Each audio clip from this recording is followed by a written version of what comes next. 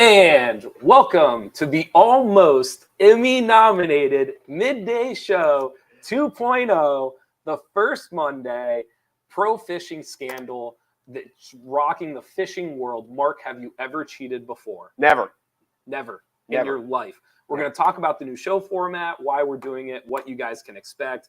And then we're going to end the show. I'm excited to talk about this. Billy Eichner's new movie, Bros. A little bit of a flop this weekend when you look at the numbers. Mark, are you going to go see Bros? Quite possibly. Am I going to go see it? No. Will I see it eventually? Probably. Maybe. All of that coming up on today's Midday Show. All I wanna do is feel awesome. All I wanna do is feel awesome. All I wanna do is feel awesome. Huh? I like it. Is that what you were expecting? Midday Show 2.0. Yes. I like it. You're impressed so far. I like it. Rhymes. It's very rappy, if you will. Yeah, you're impressed so far. Shout out to Dylan Rockoff. That's his track. Awesome. You can find it on Spotify. The pro fishing scandal. This is. By the way, that was my first. When you showed it to me, I was like, "Are we gonna get in trouble for using that music?" He goes, "No, Dylan said we could use it." Dylan said we could. You're on top of things. Pro fishing scandal. I told you about this at first, and you immediately jumped on it. For those who don't know, there is pro fishing. There are professional leagues. Big money involved. You can win not only trophies, but it can have financial gain with it as well. Bill Dance. Yes. Did you ever watch it on like ESPN2, like on Sunday mornings? I've seen it enough to know who Bill Dance is. Okay. Yeah. I mean, remember like Sunday, like 9 to like 10, like it was always fishing or hunting. Do you remember those days? That just seems boring to me, but I don't fish or hunt. So I know people who record the fishing shows and then watch them. Oh, I can't do that. That's like people who watch the Weather Channel. I think I'm out on that. Yeah, I'm not a Weather Channel guy either. I don't think I can do that. Anyway, well, so scandal. Something fishy that was going on. See what I did there? There would be winners of $29,000 at an Ohio fishing tournament were disqualified on Friday after it was discovered their fish were stuffed with lead weights and fish fillets. It was a Lake Erie walleye trail tournament. The weigh-in was in Cleveland. The walleye in the bucket looked like they should have each weighed around 4 pounds. However, the judge determined that they came out way too heavy at 7 pounds each. So almost double what was expected the weight of these fish to be. The judge, quote, said, "I thought there was just no way. I could also hear the crowd grumbling, 'No way, there's no way.' I reached out and felt the fish. I could feel hard objects inside of them." It turns out that they had weights and fish fillets inside the fish. They were doing this to win $29,000. So there was something at stake here that I find fascinating. I'm struggling to wrap my head around the idea, because I have been fishing, to actually stuff weights in fish fillets, because you can't cut them open, right? Like you can't cut them open and then shove them. I mean, you have to literally shove it into the fish as you're catching them and putting them away. I don't know. Blown away by this. This to me is bigger than the chess scandal. Well, the thing that my first thought, if you're cheating in chess, yes, and you get caught, you're going to get a lot of very mean stares. You're going to get the stink eye. Yes. You may even get verbally scolded. Oh, yes. If you cheated a fishing tournament around these guys, they all have knives. Probably most of them have guns in whatever they brought with them. I would think you could be in great physical danger. So there is a viral video going around YouTube and TikTok, and it's of the judge finding it. And as he finds it, he's like, "We got weights." Like he basically proclaims to the crowd. And in the video, you can kind of tell he's kind of like, "Ooh, I probably shouldn't have done that," because the mass like immediately comes to surround them. And you can hear people grumbling, and they're like, "You're done. It's over." And then immediately he's saying, "Don't touch them. Don't touch them. You should leave now." And so I think even he realized what you just said. Well, they're sponsors and stuff. It's not, yeah. But a lot of the prize money comes from the entry fees. Yes. So, it's like buying into a poker game and then realize the guy was dealing off the bottom of the deck. Like you just cheated me out of my money. So yeah, I can't imagine that in a chess tournament, if you cheat, you are going to get your ass kicked. I just don't see it. But It's at a fair fishing point. tournament, I mean, you may be floating. That's a little bit of a woo. That's the real deal. And plus, This like is you like said, the Wild West poker game. You don't want to be caught cheating at the Wild West poker game. no, and so it is. I mean, partner fishing. So basically, you're talking. If you're an individual, you're talking about 15 grand at stake for you. I don't know what the actual entry fee was to Right. get in, but I mean, you're talking about you're trying to claim 15 grand, and to find out that somebody rigged it so that they could get the 15 grand is pretty fascinating. How I about just- just the I don't want to say stupidity. The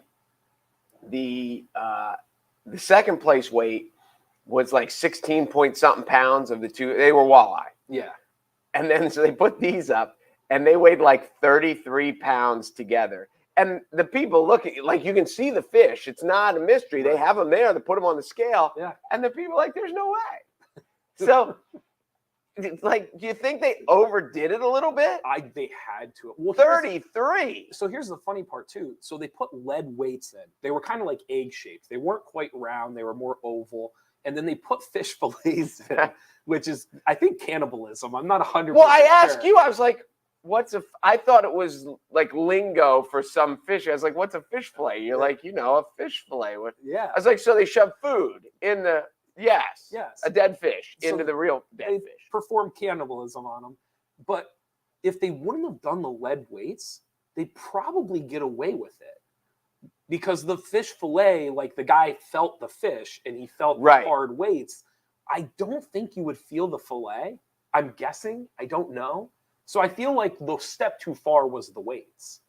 Oh, They probably yes. could have done now here's the thing. The fillets probably wouldn't have guaranteed victory. No. My guess is they got in bad. They have a debt. Something's going on here where they were like, we can't risk it. Like, we have to win this. And it was Maybe. bad. So this is maybe, Bad. and who knows? Maybe it's like Lance Armstrong and the blood doping, where everyone in cycling, not everyone, Everyone's doing it. lots of people are doing it. Maybe everyone's shoving fish fillets down the little fish's throat when it's over. I don't know.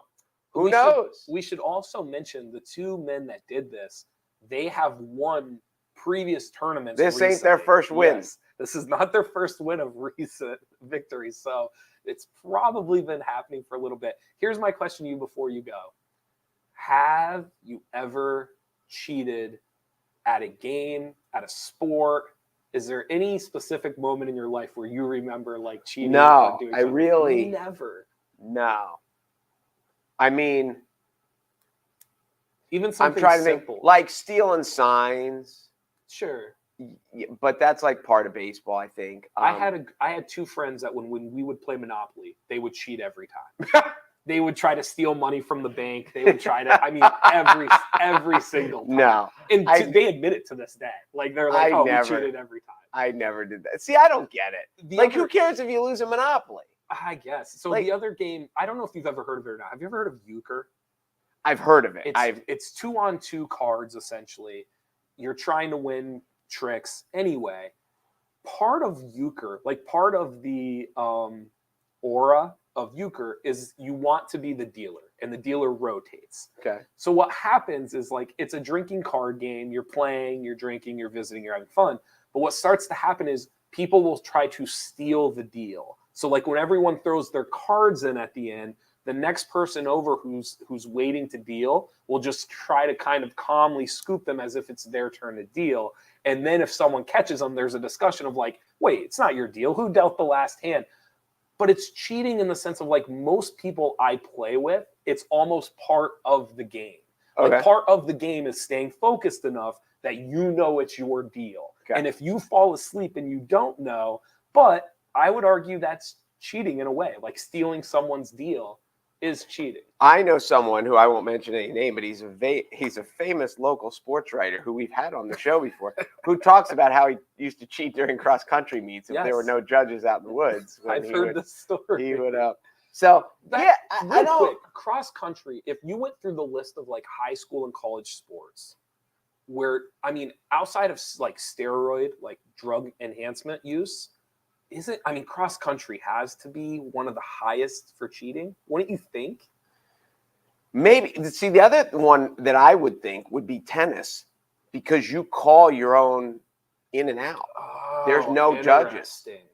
So if you get someone who's Well, golf has some of that too.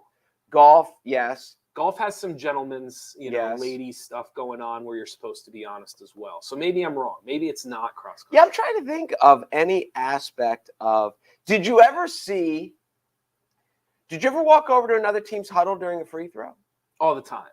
Okay. I did that all the time. Okay. I can see you doing that because you're like that. I did that all the time. The other thing that I used to do that drove teams, used to just drive them nuts, is when we knew there was going to be an inbounds play, I would literally just start walking over to the coach and just waiting for him to say the play. And it drove some coaches, it just drove them nuts that they knew I was going to know that the inbounds play that they were calling. Drove them insane. Huh. So like instead of matching up with my guy right away, I would just be standing like 5 feet away from the coach, looking at him, waiting to see if he called blue or called tiger or like whatever it was going to be. Did you But ever see, I don't think that's cheating. Do you think that's cheating? No, there's a difference between cheating and gamesmanship. Yes. Yes, I don't think that's cheating either. Okay. Did you ever see, we might have talked about this, when they did the 30 for 30 on the tuck rule with Tom Brady? Yes. Did you see, and I want to say it was Eric Allen? Was it Charles Woodson? Woodson is the one that made the hit. Okay. Eric Allen is the one, and they showed him like a little kid. He was on the New England sideline, but he was a defensive back for the Raiders. And while the New England coach, and I don't remember who it was back then, it would have been whoever was calling the plays, Eric Allen was hiding behind the official like this, and they have a still shot of it. Yeah. And he's like right on the other side, and the guy's talking to he's calling out the play out loud because it's going into the microphone. And Eric Allen's sitting there listening, and he goes into the huddle then, and he's like, I know the play. And it is classic because it looks like a little kid trying to hide behind a bush or a tree or something. Yeah. And there he is. He's an all-pro quarterback hiding behind the ref so he can hear the other team's play. It is hysterical. One day we should do like 10 minutes on like cheating but not cheating in professional sports or like in sports. Because there's a bunch, like trying to steal a spot on the free throw line. There's the guys on like punts and kickoffs that lay down on the ground so that like they blend in with the turf. And then there's a whole bunch of things that would be like, are they cheating or is it games? That is true. Really that is a good one. Can I throw this at you? Let's thank Weis. Yes, Weis Markets, who is our title sponsor for the Midday Show. In Montoursville, which is the most important Weis Market, obviously. They're putting in the gas tank. Awesome. So that will be a big thing for our town, but you've got the gas rewards all the time. They've still got the delivery service. So thank you to Weis Markets, and they are everywhere, and they are North Central PA is their home base is still in Sunbury, Pennsylvania, where it was founded 100 years ago. Yeah. It had to be 100. Yeah. Wasn't it? Long time ago. Yeah, probably. New show format. I've been waiting for this. It's the first Monday. Just a couple. I mean, obviously we have the new intro. I gotta ask. Warm up. Go ahead. Is tomorrow going to be the first Tuesday? It is going to be the first Tuesday. Are we going to have like the fifth Thursday? Are we going to keep counting? I know that you think I don't know how calendars work because I think there should be 13 months instead of 12. But yes, that's how this is going to go. Probably I know tomorrow is the first Tuesday. Okay. Are we going to announce that it's the first Tuesday? We'll probably do the first week. Okay. Just to go along with the last week. Okay. But yeah, we'll stop eventually. I mean, we're not going to do like the 22nd Tuesday. No? Maybe if it becomes a gag, we might do it. We might, maybe. New show format, 3 topics moving forward. Obviously, we have the sponsorships, which is great. We're also going to have afterthoughts. So after the first half an hour of the show, if you enjoy the rambling, some of the deeper conversations, comments, follow-ups, questions, things like that, stick around for the afterthoughts after the first 25, 30 minutes of the show. Going to kind of treat it like Bill Maher does Overtime. Just very, very similar. We'll do the which I've still never watched, but yes. You've told me about it. And then we're going to wrap up.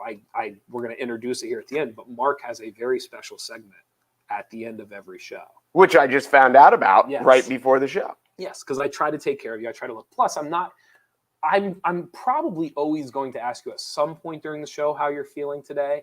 But you haven't yet. It just won't be at the beginning of every show. You care less. Like before. Now you care much more. What the hell is that? You care much more about the new format than you do about how I'm feeling. So now that you've seen it, because you were very antsy.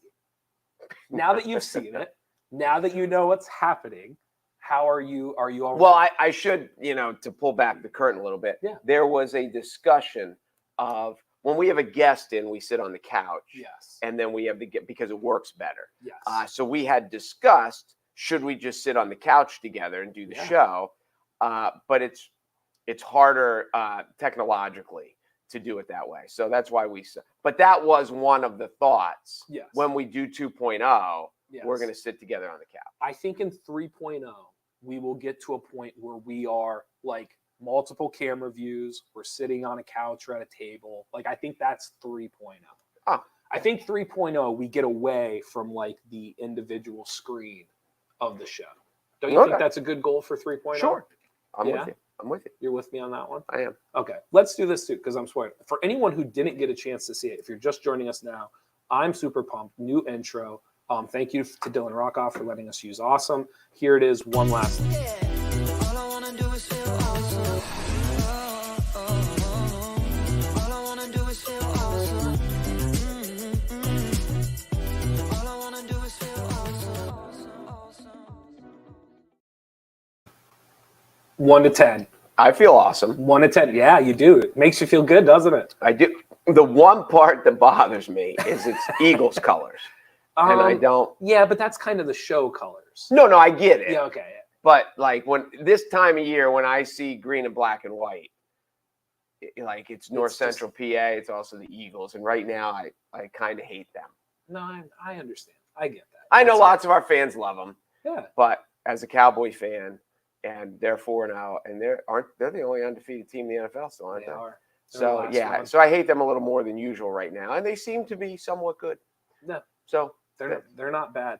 Before we jump and we get to talk to Billy Eichner, give one of our we get to sponsors a talk shout to. out. We're going to talk to Billy Eichner. Yeah, we're going to talk to him. Sure, he won't. He's not listening. He's not listening. We're going to talk at him, but we're We also want to thank Weis Alexander Family Dealerships for their sponsorship of all we do here at NorthcentralPA.com. They sponsor the weather, so every weather app every weather update you will see theirs.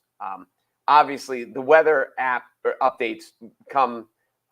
They're there every day, but there are times that they are much more prevalent than others. Like when a storm is coming, and you check 17 times a day to see how many inches were. I heard 2 to 4. I heard 2 feet. Yes. And that's one of the fun things about winter and weather. So thank you to Weis Alexander, and also for all the things they donate to throughout our region, as they are incredibly philanthropic.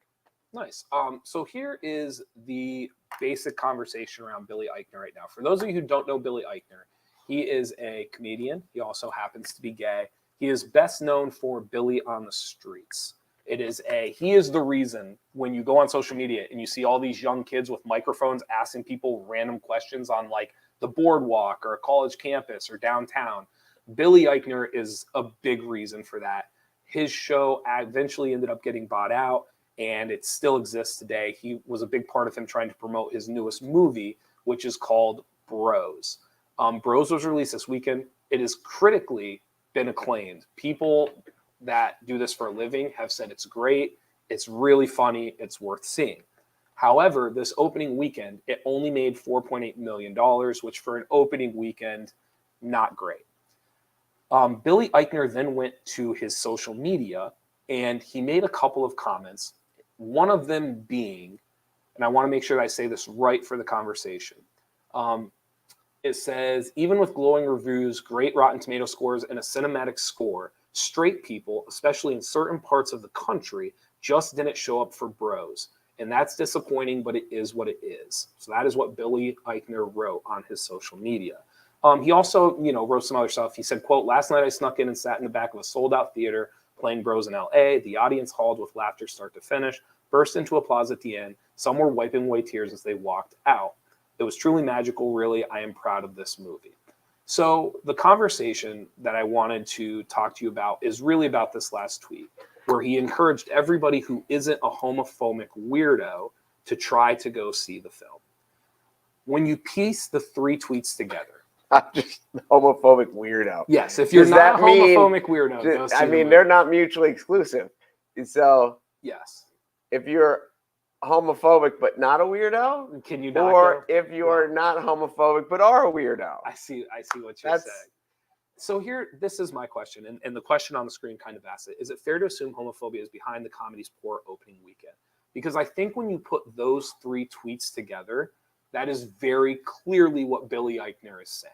If you take each tweet individually, you could kind of say, but when you read them in a thread and you see them next to each other and what he was clearly going through as his movie opened this past weekend, to me, it's very clear that Billy, I would say this to his face, that his sentiment is his movie didn't fail because it wasn't good. His movie failed because straight people did not want to see a gay movie. I agree. That's exactly what he's saying. So it's interesting. The question becomes, what did I just go see in the theater? I've seen the trailer in the theater. Maybe Elvis. Okay. Maybe Top Gun. Those are the two I went to see this summer. Yeah. So I have seen the trailer in theaters. And when I saw it, and this is a term of my generation, my immediate thought was it's a rental.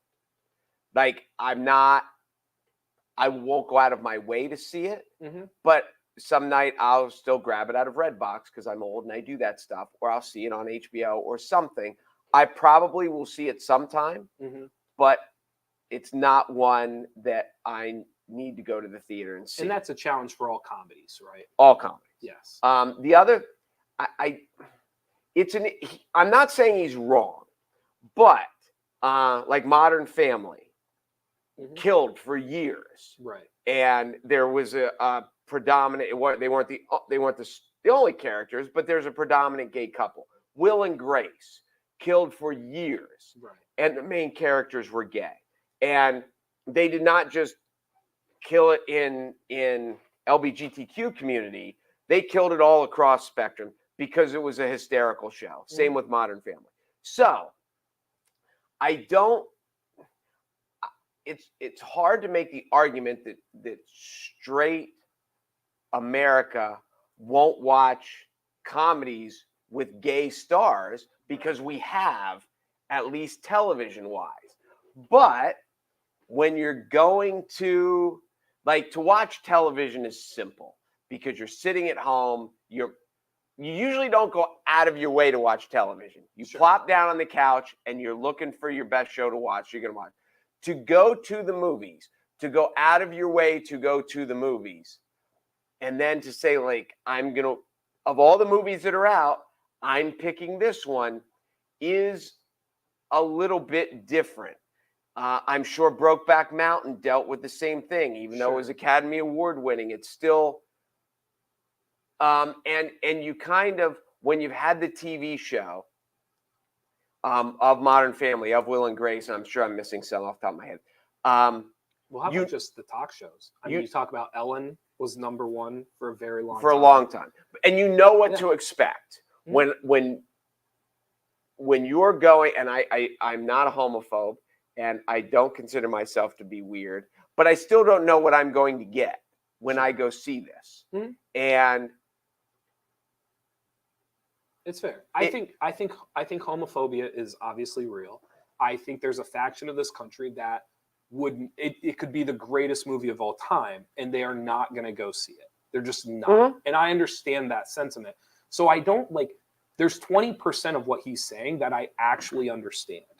It's the other 80% that I don't. I gave an example. There's a hit TV series on HBO because I watch almost every HBO series because they're just the best at what they do. There was one called Girls, and it was about women living in a city. A couple of them were lesbians. I did not watch it because it just didn't interest me. I just wasn't interested in I didn't watch Sex and the City because women in the city is not something that I'm fascinated to watch. Same thing with this. So one of the only shows on HBO I didn't watch was a show that talked about lesbians and talked about gay relationships. I don't think that makes me a homophobic weirdo personally. I just didn't relate to the content, and I decided it wasn't something that I wanted to see. I think there's a huge faction of people that every time they decide whether or not they want to go to the movie, is it something that I want to see? Is it something that I relate to? I made a joke to you saying, I don't like scary movies. So if I don't see a scary movie, Because you're a big baby. I am a big baby. So if I don't go see a scary movie, is it okay for the director, the creator of the movie to just be like, hey, if you're not a big wuss, like, come see my movie? And I'm like, well, yeah, that's basically it. But I don't think it means that, like, I'm a bad person because I didn't go see the movie. These series of tweets by Billy, who I'm a huge fan of, like, I think that's part of my thing with this, is I really like Billy Eichner. I'm really excited to see this movie. I'm just shocked that to him, it didn't seem like there was a middle ground. I get it. Maybe he's anxious. It's exciting. He's really happy he made something and he's really proud of it. And so it's, I also thought maybe it's a marketing ploy. Like, maybe this is a way to just there's absolutely part to that. Yes. It had an opening weekend. It didn't do well. How does he get it in? And there are lots of movies that build up steam as they go. I'm sure the Crawdad movie wasn't that was a word of mouth. Hey, you should see this. I read the book. I saw the movie. It's great. Yeah. But it's not like, and when you see it, you haven't seen it yet, right? I have not. We talked about that. Like, it's not Top Gun. Sure. It's a simpler, character-driven, and so yeah, I'm sure lots of him is like, I need to get people to see this. I need to get people talking about it. He will. Here's another thing. He will A, guilt people into going. B, he's just also announced, hey, by the way, this movie opened. I knew it was coming because I'd seen the trailer for it. I didn't know it opened. Sure. So there's a lot of marketing that he has done with this. But on the flip side, there is still if you could make the greatest romantic comedy in all the world, and there are a lot of straight, red-blooded American males who aren't going to see it because they don't want to see a rom-com. Bridesmaids, as some people have said, it's the funniest movie ever. It's good. I like it.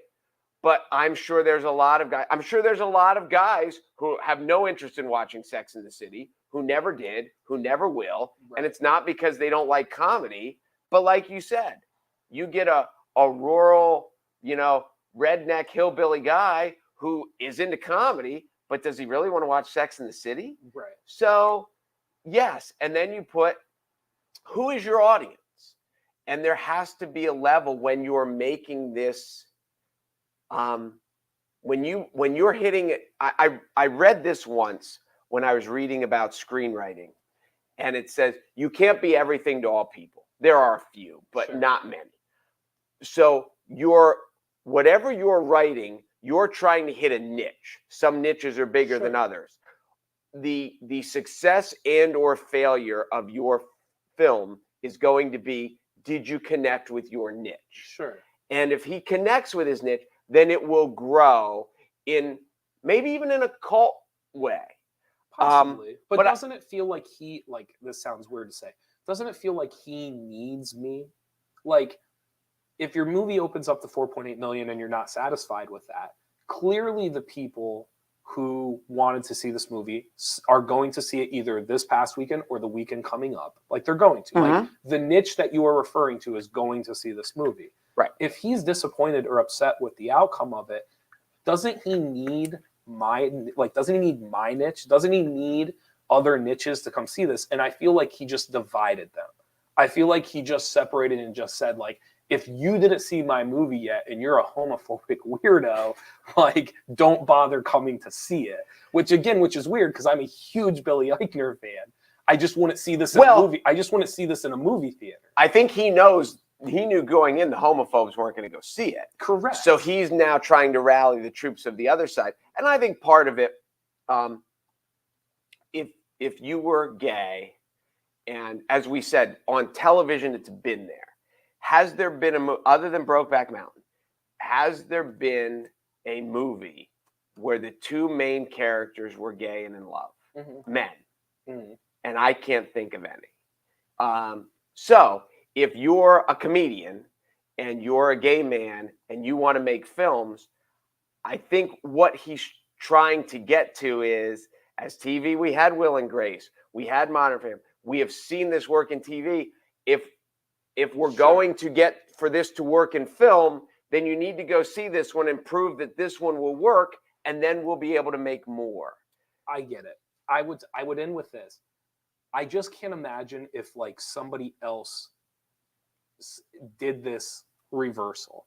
So if like somebody transgender did this, or if somebody straight did this, and basically was like, yeah, nobody that's gay wanted to see my movie, so it's failing.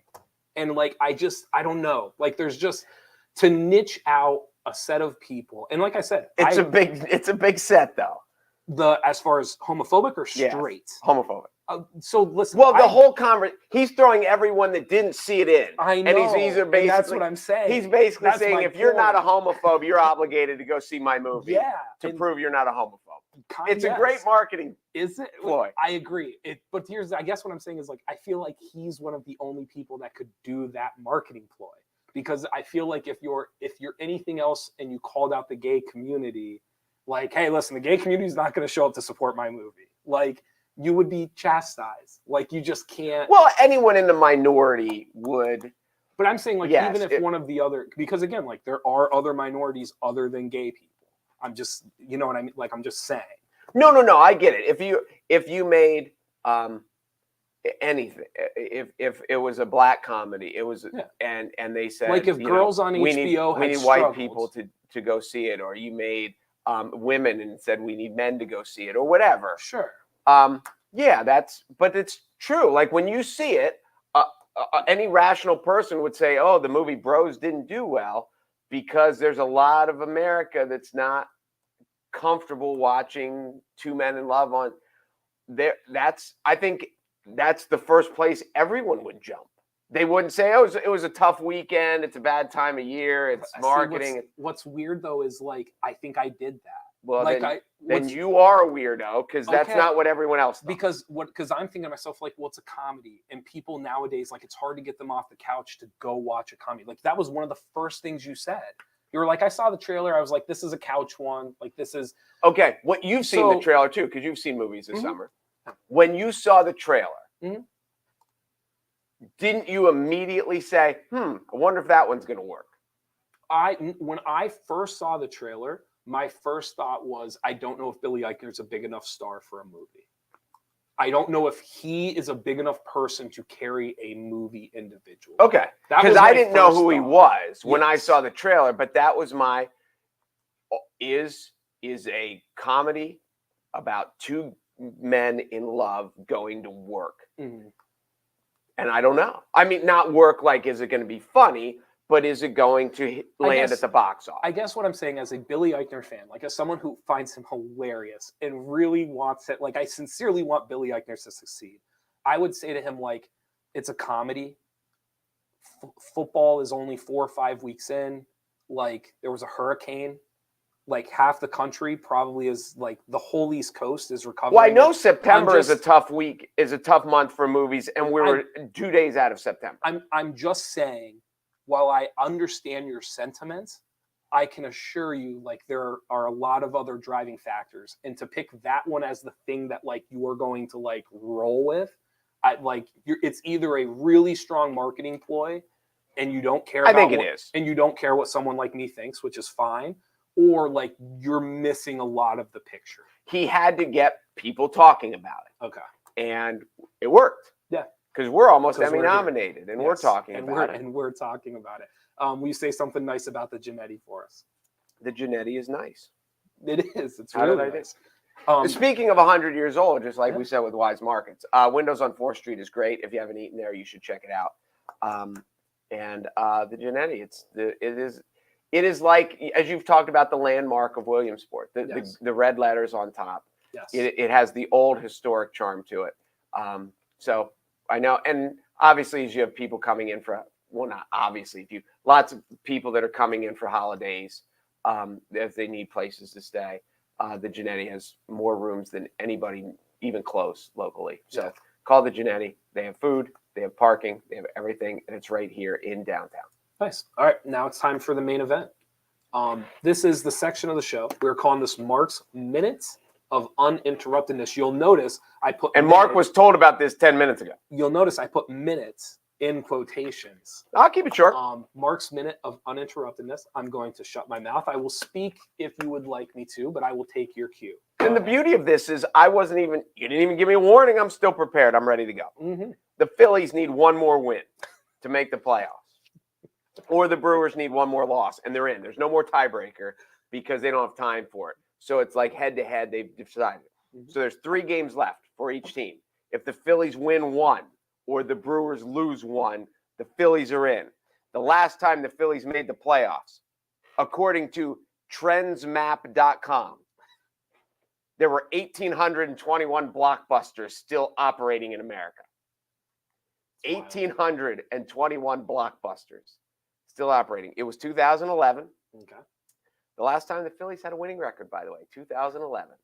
And they are that close. They tried. They stunk last week and looked like they were going to lose every game from here to the house. But now the Brewers have kind of cooperated by stinking as well, and the Phillies have got a couple wins. And so they're that close. So there's almost joy. Not only do they maybe have the best – well, I think they have the best team in the NFC. Okay. I don't think they're as good as the Bills. The Chiefs are good. They're in the argument for the best team in the NFL. But not only that, just a little caveat. Oh, by the way, the Phillies made the playoffs. Nice. Hasn't happened yet, but they're 1 game away.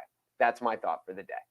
Good stuff. Did you spell uninterruptedness? I like it. I like it. Is that a real word? I think it is. If it's not, it makes perfect sense. It should be a word if it's not. Uninterruptedness. I think it makes sense. We'll keep it. I like it. All right, and then we'll go into afterthoughts, comments, question, follow-ups, anything else. So this is the part of the show where really we thrive. This is meant to be like we got through our topics, it's here, and now we open the floodgates and we're allowed to talk about whatever we want to talk about. I'm a little offended. I think we thrive the whole show. Listen, our 1 through 10, how was that what you had expected? Was it more? Was it less? Here's what I was a little bit worried. I like the look of when we do it on the couch. Okay. But I know that you can't do all your stuff well from the couch. Correct. So I was worried that we were going to try. Yeah.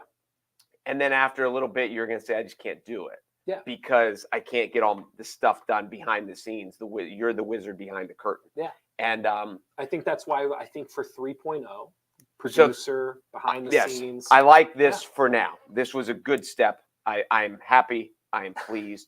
I'm good. It'll suffice is what you're trying to politely say. No, I think it's good. It's better than suffice. I am pleased. I give it 2 thumbs up. I'm thrilled. By the way, one of our favorites, Heather said Weis was founded in 1912. So it's 110. I knew it was 100 years old. Yeah. I knew it. It's been a while. I did have somebody asking. You don't have to give an answer. Someone asked if we were bringing the wheel back. I think it's in the hall. I just actually moved it. Yeah. Because I walk around it all the time. I was like, we haven't used this in 6 months. Right. I think for the holidays, we are putting together some fun stuff, and we will have some stuff to give away. And the wheel is fun.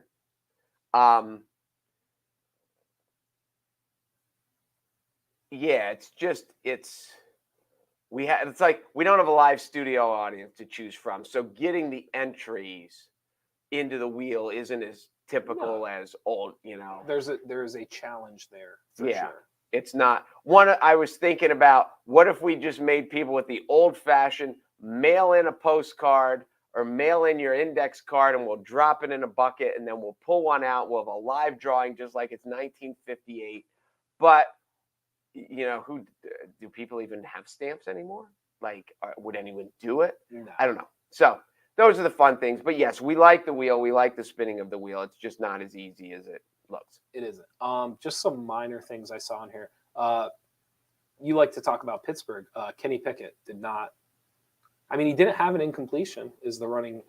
No, that's what I was saying to people in. I was watching it at Wild Wings, and I said he's completing passes all over the place. Doesn't matter what color jersey you're wearing. He probably threw one in the crowd. He throws a very catchable ball. very that was catchable. Nice. That was very clever. Very clever. I'm disappointed because you don't watch House of Dragons, so I cannot talk to you about House of Dragons. We might have to bring on somebody so on Mondays I can just for 5 minutes talk about House of Dragons. I can. I wonder if Jeremy or Ashley or somebody watches it. I don't know. Here's all I you know know what would is be, you know what all would be- I know is there was a brothel episode. That's what I Yes, there know. was. An actual hilarious skit, like a 5-minute video, would be every week. 2 people that love House of Dragons try to explain to you the plot and the characters and what happened that week in less than 5 minutes. So they have a timer, 5 minutes starts, and now they have to try to get you to understand what actually took place that week. That would that would be Is funny, it a prequel? but fascinating at the same time. Is it a follow-up? It's a prequel. It's a prequel We have to. moved. Well, that's not fair because a prequel. We shifted 300 years into the past. Okay. So Before Game of Thrones. before Game of Thrones. So timeline, it's a prequel. But like to me, a prequel implies that like you're leading into, and this is almost like its own separate story. Do you get what I'm saying? Mm-hmm. You could watch this without having watched Game of Thrones, and you would be fine. Really? Yes. Oh, that was kind of the question I was getting to. Yes, you could watch this on its own merit, and it wouldn't necessarily affect your viewing of the show. So prequel. So I feel like prequel isn't necessarily the right. Now it's on HBO. Yes. How long is each episode? An hour. It's just an hour. An hour. Every episode. So it's an hour show. It's just like old time TV. It's an hour a week. Yeah. They're not dumping. You can't go binge it. It's once a week. Yeah, that's one of the things HBO has been adamant about doing, and it has been successful for them. So how many episodes? Do they know how many episodes are in the season? It's usually 10 a season. I have not looked for the House of Dragons yet. They haven't announced, but it'll be roughly 10. It'll be 10. So it is consumable. No, very. I could give this one a shot. Because I will tell you, I watched The Queen's Gambit. That's as I was thinking through. I was moving chess pieces. Did you have to binge it?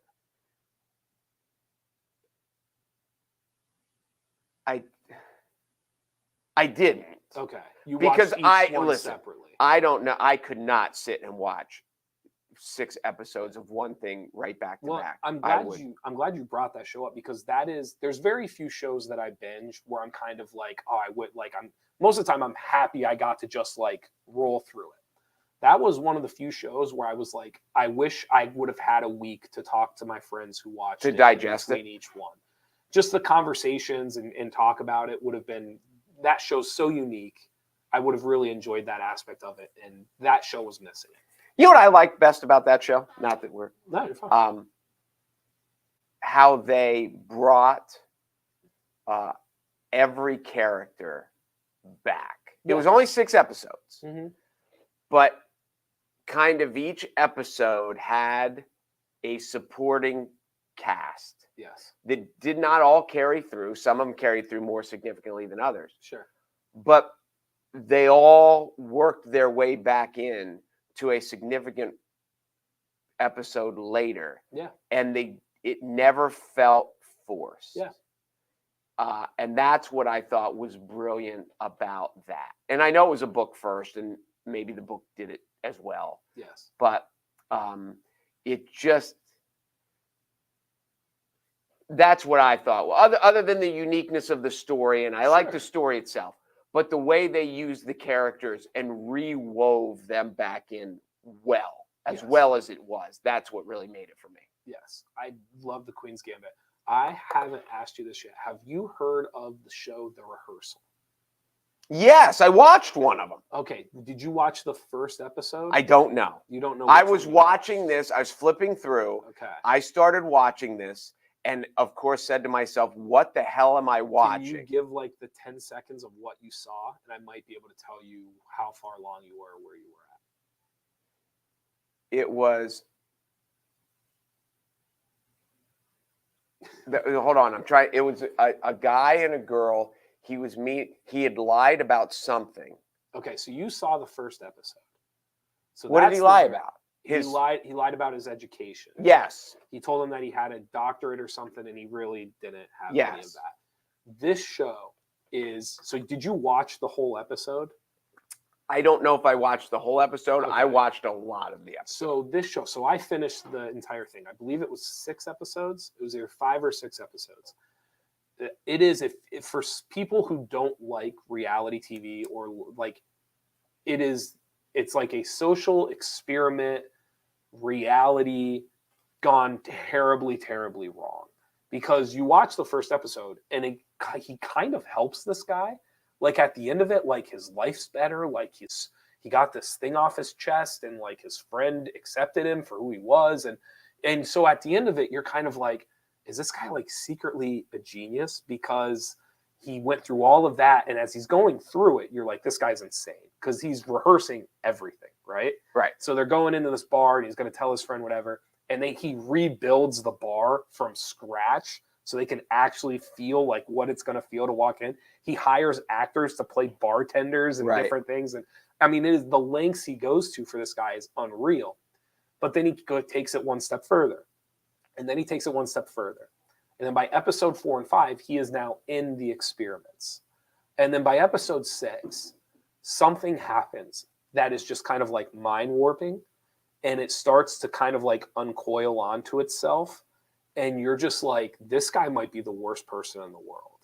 And so you go from literally thinking like, is he secretly Every genius episode's to not the same people, right? Every episode is it not. starts fresh. It starts fresh. However, when the second episode starts, there's a common theme. So there's one task that is always happening in the background while he's doing more of what he does in the first episode. Okay. And he eventually throws himself into that theme as it's going along. And by the end of it, something very traumatic happens. And it is, the friends that I have that have watched it, we have had unbelievable conversations about like good versus evil, innocence, like what is innocence and are you innocent if you're pure? Like just because you're pure of heart or because you think you're helping doesn't mean you're innocent. Like you still have responsibilities. Unbelievable show. If anyone hasn't watched it, it's called The Rehearsal with Nathan Fielder. It is, and when you first watch it, you're going to get, my girlfriend was uneasy watching it because she was like, this is creepy. Like this is really like annoying her, like uneasy. And so we just kept chipping away and got So it. you're like, you're going to stick through No, it. yeah. So we just chip away. But it is from a thought like social experiment. It is really, really fascinating if you can watch it. The hard part is I don't want to talk about it in case someone wants to go watch it. So it's No, like I get I'm it. trying not to give it away without, but I would tell you it's worth finishing since you at least have an idea of like what it is.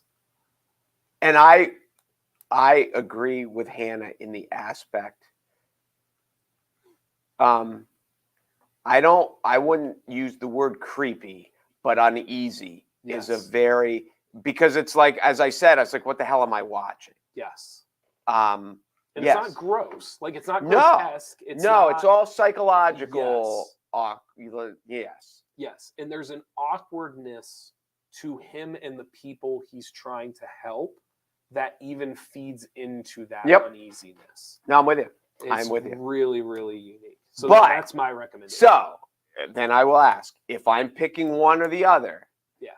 the dragons or For you, I would say The Rehearsal because it's kind of like a fleeting moment. what do thing. you think is better? Oh, and listen, the House of Dragons, Game of Thrones stuff is the You best. love you some dragons.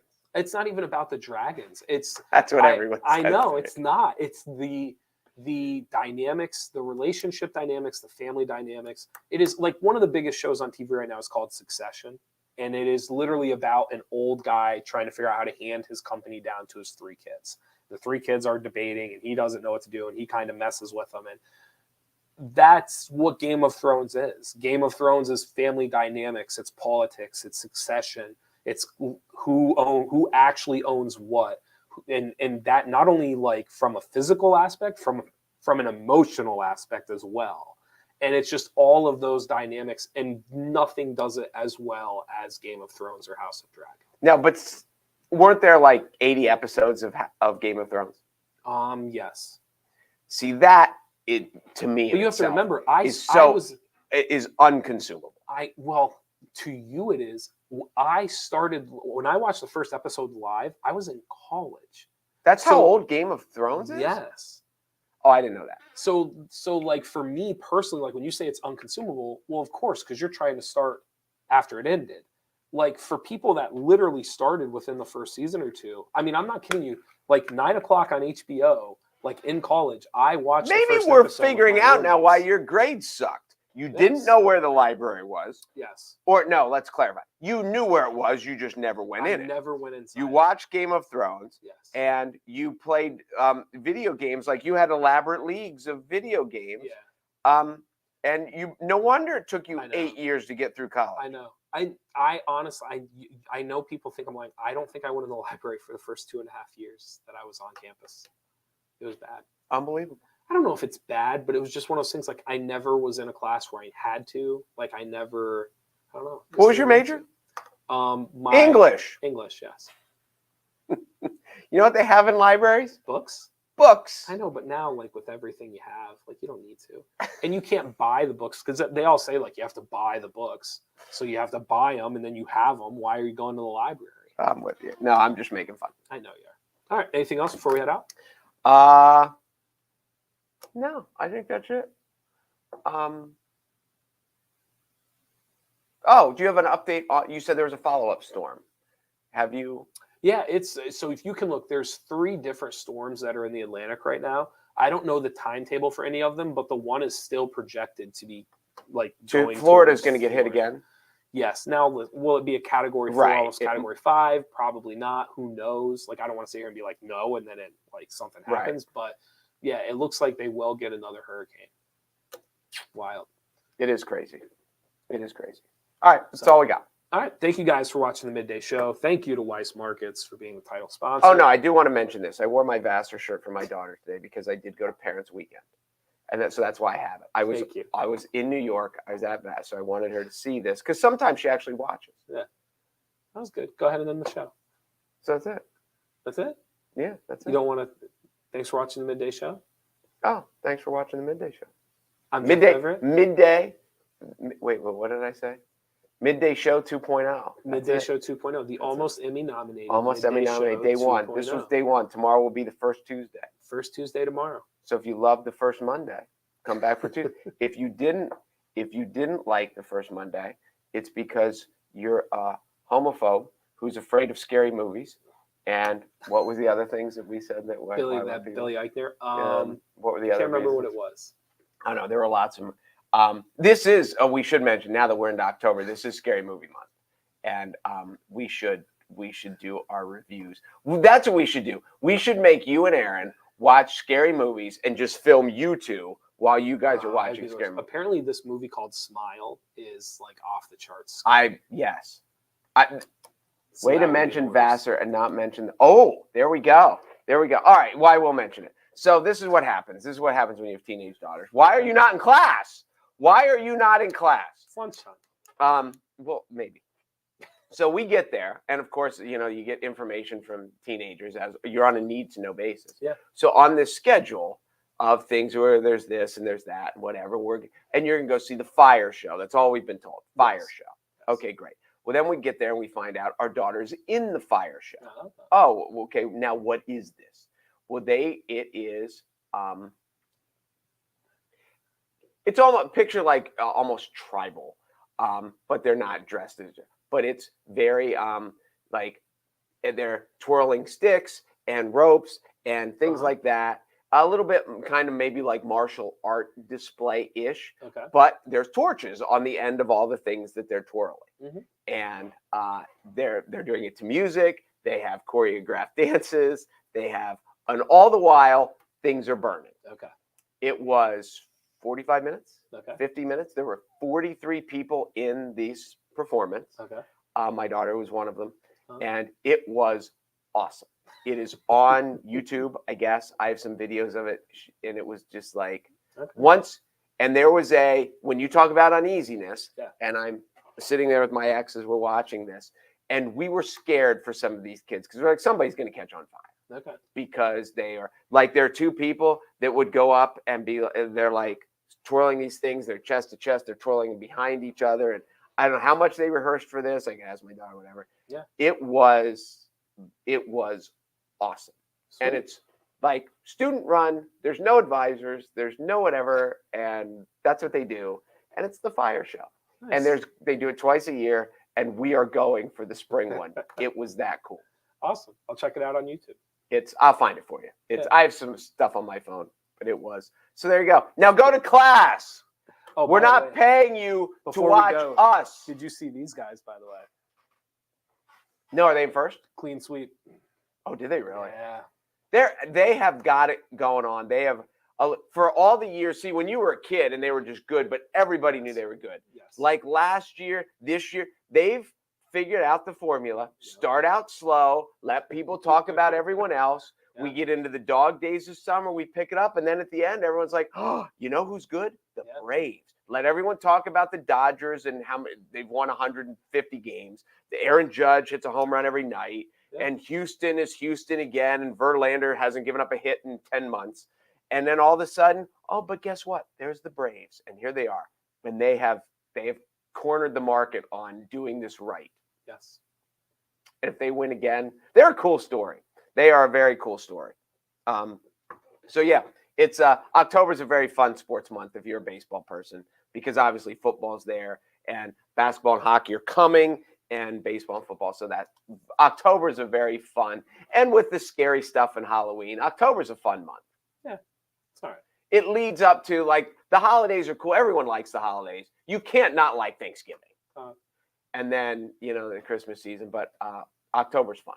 October's very fun. I enjoy it. Thank you guys for watching. Thank you to Weis Markets. We'll be back with another Midday Show tomorrow. I'm Jeff Everett. He is Mark Messina. We'll see you guys tomorrow.